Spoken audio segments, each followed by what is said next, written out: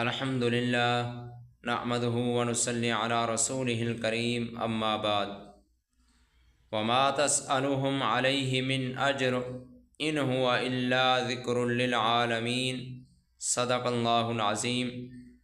معزز سامعین، اللہ رب العزت نے اس آیت کے اندر حضور علیہ الصلاۃ والسلام کی تبلیغ کا تذکرہ فرمایا۔ اس گزشتہ آیات کے اندر اللہ رب العزت نے حضرت یوسف علیہ الصلاۃ والسلام کا تذکرہ فرمایا، اور ساتھ ساتھ یہ بھی فرمایا کہ حضرت یوسف علیہ الصلاۃ والسلام کا ذکر اور ان کا تذکرہ یہ غیب کی خبریں ہیں جو ہم نے آپ کی طرف وحی کی، ورنہ جس وقت یہ واقعہ پیش آیا اس وقت نہ آپ ان کے پاس موجود تھے، نہ آپ کو علم تھا۔ یہ سارا کچھ ہم نے وحی کے ذریعے آقا صلی اللہ علیہ وسلم کو بتایا۔ اور آج کی آیات کے اندر اللہ رب العزت فرماتے ہیں کہ اے محبوب پیغمبر، آپ ان لوگوں کو تبلیغ کرتے ہیں، دین کی طرف دعوت دیتے ہیں، دین کی طرف بلاتے ہیں، اللہ رب العزت کی وحدانیت کی طرف بلاتے ہیں کہ ایک اللہ سے ہونے کا یقین اور مخلوق سے کچھ نہ ہونے کا یقین یہ آ جائے آپ کے دلوں کے اندر۔ اس کی طرف اللہ کے محبوب پیغمبر حضور علیہ الصلاۃ والسلام نے دن رات محنت کی۔ اللہ رب العزت فرماتے ہیں وما تسألهم علیہ من اجر، اے پیغمبر آپ ان لوگوں سے اس تبلیغ پر کوئی اجرت، کوئی معاوضہ، کوئی پیسہ، کوئی تنخواہ وغیرہ طلب نہیں کرتے۔ صرف آپ کا مقصد اللہ رب العزت کی رضا ہے کہ اللہ رب العزت کی رضا کے لیے آپ دن رات دین کی تبلیغ کر رہے ہیں، دین کا پیغام لوگوں تک پہنچا رہے ہیں، اللہ رب العزت کے احکامات لوگوں تک پہنچا رہے ہیں۔ صرف ایک ہی مقصد ہے کہ اللہ رب العزت کی رضا۔ یہ صرف پیغمبر کا خاصہ ہے کہ انہوں نے لوگوں کو تبلیغ کی، لوگوں تک اللہ رب العزت کا پیغام پہنچایا، لیکن کسی سے کوئی اجرت، کوئی مطالبہ، کوئی معاوضہ طلب نہیں کیا کہ آپ مجھے میری تنخواہ مقرر کریں کہ میں آپ تک اللہ رب العزت کا پیغام پہنچاتا ہوں، احکامات پہنچاتا ہوں، آپ میرا معاوضہ مقرر کریں۔ یہ کسی پیغمبر نے بھی اپنی قوم کو نہیں کہا۔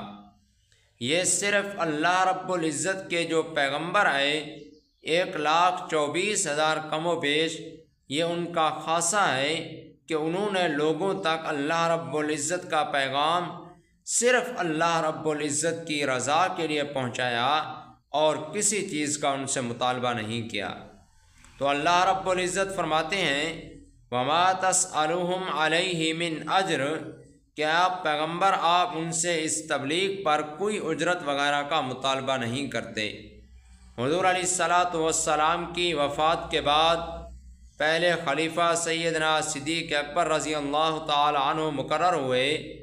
سیدنا صدیق اکبر رضی اللہ تعالی عنہ کپڑے کا کاروبار کرتے تھے۔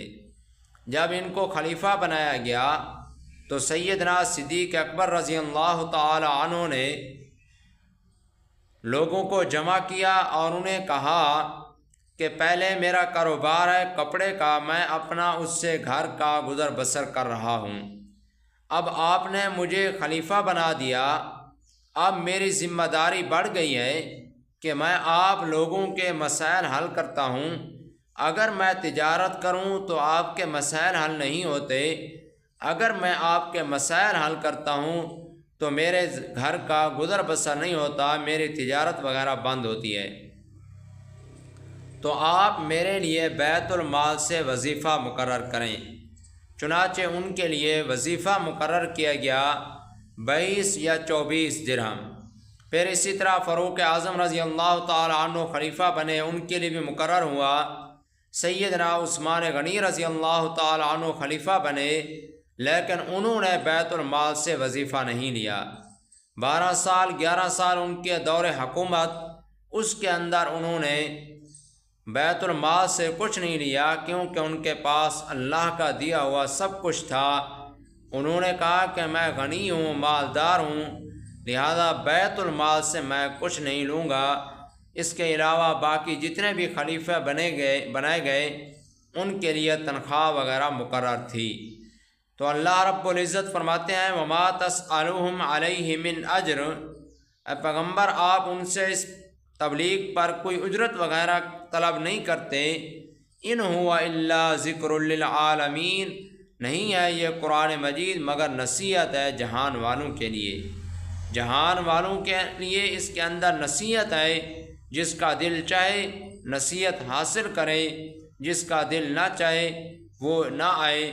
تو اللہ رب العزت نے سب کو اختیار دیا، فمن شاء فلیؤمن ومن شاء فلیکفر، زبردستی کسی کو نہیں کہا، مجبور کسی کو نہیں کیا گیا، بلکہ اللہ رب العزت نے عقل دی، سمجھ دی، اب جس کا دل چاہے جو راستہ اختیار کرے۔